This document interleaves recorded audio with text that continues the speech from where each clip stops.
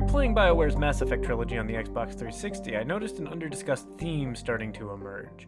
You could potentially play each game a dozen times before even noticing it is firmly established in there.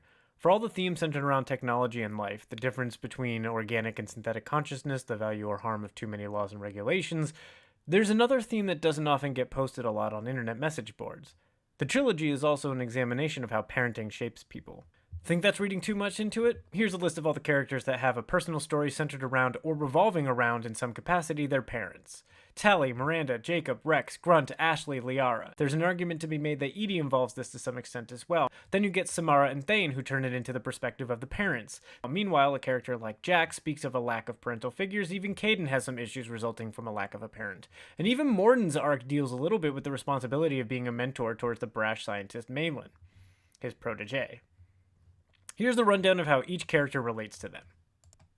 Arguably, the two most notable characters with daddy issues are Miranda and Jacob. Both arcs ultimately conclude with a confrontation in which you must literally fight them. In Jacob's case, his father can still be somewhat reasoned with, but the damage has been done. Growing up without a father impacted Jacob, but he was pretty well adjusted.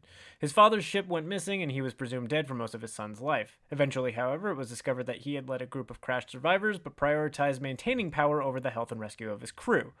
All those years not knowing him, Jacob built up a general idea of his father, only to find out that he was an abusive leader and a criminal. His father might still be alive, but he's effectively still gone from Jacob's life. Miranda Lawson, of course, was genetically modified by her father. Like Jacob, her father was interested in power. Unlike Jacob's father, who stumbled into ultimate power, Miranda's father specifically had a reputation and legacy he wished to more firmly establish and protect. He modified and perfected Miranda not for her own benefit, but in order to obtain a resource to further his own legacy. Where Jacob holds a grudge towards his father for the way he acted when he fell into power, Miranda holds a grudge towards her father because everything he has done from the beginning has been about maintaining it. Miranda and her sister were used by their father. Less sinister, yet still tragic, is Liara Tassoni. Hers was a loving, caring mother who ultimately drifted away and became a villain. Granted, it wasn't her choice to become indoctrinated, but she did choose to work with the rogue Spectre Saren in the first place. That decision pushed her away, and forced her daughter to confront her. Her mother was the first parent you take down in the game. Interestingly, this is done to find the Rachni Queen, who also tells a tale of how past generations were corrupted and how she plans to raise the new generation in peace. After having to kill her mother, Liara essentially changes to become more of a quote-unquote badass. In Mass Effect 2, she's an intelligent broker making threats to get what she needs, and by Mass Effect 3, she's become the Shadow Broker fully, something infeasible to imagine from the first game. There are other parenting issues behind the scenes in Mass Effect as well. Speak to Rex enough and he'll tell you the story of why he no longer resides on Tuchanka nor seeks the help of the Krogan people. In his youth, he led a small clan and disagreed with the others that the Krogan should continue to war with other alien races, citing their low numbers post-Genophage. Instead, he called for a focus on breeding, not fighting. As other Krogans began to come around to his way of thinking, the older generation started holding grudges. Rex was attacked by a warlord, Jared, who happened to be his father. Grunt, meanwhile, seems like a parentless Krogan. Born of a scientific experiment in a tank, he's genetically related to other Krogan but was not conceived by any particular parents. Okeer, the warlord Krogan behind Grunt's development, ultimately serves as a stand-in for a father, in a way. Like Miranda, Grunt has been genetically modified by someone who intended a very specific purpose for their creation. Though all Krogan, Grunt did not ultimately grow up with any sort of guidance. Okeer gave him information through the embryonic stages in the tank, but no real context. Essentially, Okeer made him genetically Krogan, but not culturally. It isn't until his loyalty mission on Tuchanka, wherein he gets taken in by the Urdnot clan, that Grunt fully becomes true Krogan. Essentially, Grunt's arc centers around him trying to find his place in a Krogan familial unit, led by Rex as a father figure. Garrus has an off-screen daddy issue as well. Similar to Rex, he tells you about his relationship with his father in conversation. Theirs is arguably the healthiest of the bunch, but they don't see eye to eye. His father, a longtime Turian military man and supporter of the Citadel security, was not a particularly big fan of Garrus undergoing Spectre training. The lawlessness and lack of accountability for those agents never sat right with his father. Rules were there for a reason, he believed. Garrus, meanwhile, felt that all those rules did was hinder his ability to catch criminals. Similar to Rex, the conflict between father and son is sort of a generational one, with the younger generation having a different perspective than the older. This could also connect to Javik, by the way, a Prothean from 50,000 years earlier whose empire thought it preferable to dominate other races, whereas the modern generation in the modern cycle feels that cooperation is better than domination.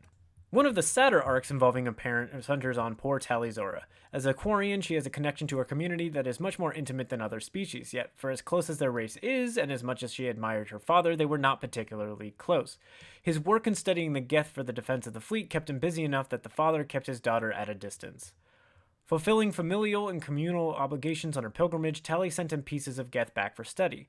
His science experiments ran wild, and she had to discover firsthand that her father had put the fleet at risk, even for a good cause. Confronted with protecting herself or her father's legacy and reputation, she begs Shepard to defend her father. She would make do with a life in exile, but her recently deceased father would go down in history as a war criminal despite his best intentions. Where Garrus, Rex, and Miranda rejected and rebelled against their fathers, Tally essentially offered to give up her own desires to defend her father's. Yet, it was all because of a decision that her father made, not that she made. Mass Effect doesn't just look at the children, it also examines some of the parents themselves. Samara and Thane sort of mirror each other in that they feel parental obligation to take care of their children. The burden of responsibility falls heavily on them, although in completely different ways. Samara's daughter, Morinth, suffers a genetic condition that stirs a desire to kill. She's a dangerous being and a threat to innocent people, and what the Asari believe to be a blight on their society. Her other daughters with the same condition chose to live in confinement at an Asari temple. Morinth, however, refuses to be locked away. For hundreds of years, she commits murder after murder, and Samara feels a maternal responsibility to deal with the problem. Since Morinth will not live in seclusion, the Justicar determines that it is her responsibility to kill her own daughter. It is not a responsibility that should fall onto someone else's shoulders.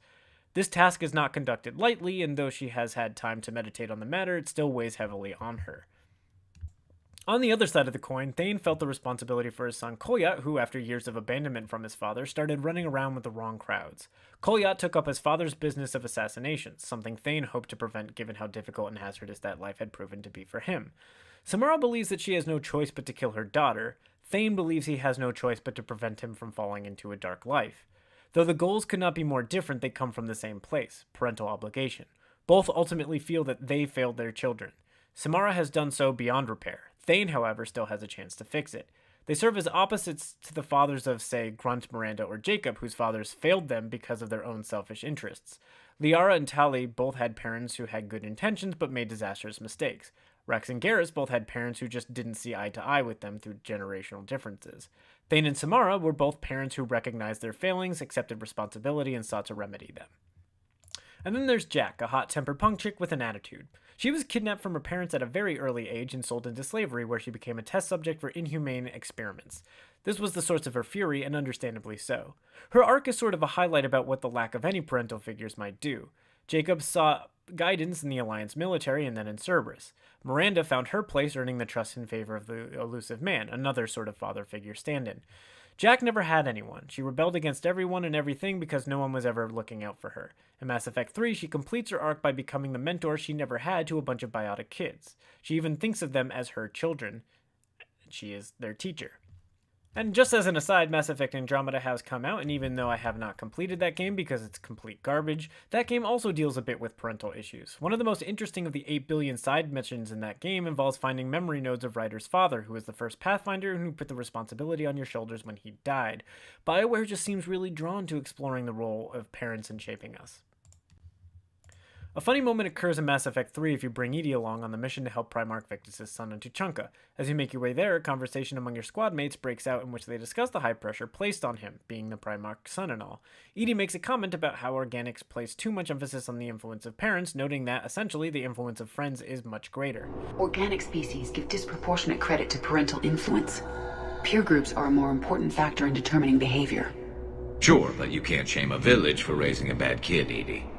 And yet the trilogy long reviews the influence of parents. There are a few different ways that these characters react. Tally respects her father and wants to protect his legacy and reputation. Rex was ambushed but nearly killed by his father and rebels against the old order his father represented. Miranda recognizes how dangerous her father is and actively fights against him in the most literal of fashions, and some like Garrus just don't see eye to eye with his father but maintain a mutual respect and love. The influence of friends is present in the trilogy too, of course. Everything is built around cooperation. Your influence tends to be profound for the bulk of characters. Jack, Miranda, Rex, and pretty much everyone else winds up a better person because of your interactions. As the commander, your leadership role makes you essentially a surrogate parental figure to all of them. Most of Mass Effect 3, in fact, is highlighting that and reinforcing your role as a parental figure to the entire cast. Everyone looks up to you, they want your opinion, they often let you make major life decisions for them. In the Citadel DLC, you are the host of a large party, and it's hard not to see how much of a parental role you play, checking on guests, taking care of them, and even being the one who wants to get everyone together for a photograph. After the Sanctuary mission, you run into Tali, who has been drinking heavily in the lounge. She toasts Miranda for fighting against her horrible father. She concludes the conversation with a poignant comment. She says, "When do we get to stop reacting to our parents and start living for ourselves?" That pretty much sums up one of the biggest themes of the game, and essentially the central plot. As Commander Shepard, you spend 3 games trying to rally all of the galactic civilization to band together in opposition to the Reaper forces.